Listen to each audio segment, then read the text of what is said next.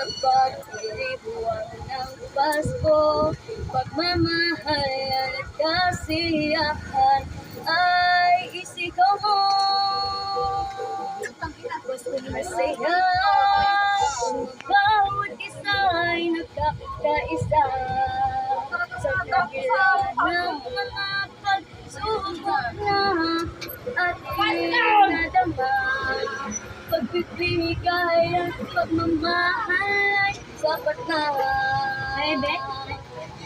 Kung masaya,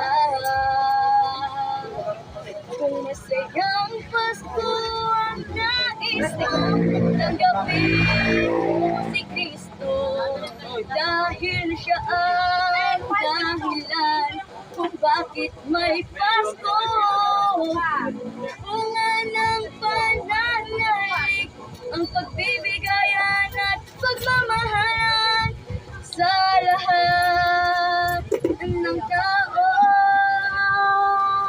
Pasko masaya, bawat isa ay nagkakaisa. Sa kabila ng mga pagsubok na ating nadama, pagbibigay at pagmamahal ay sapat na.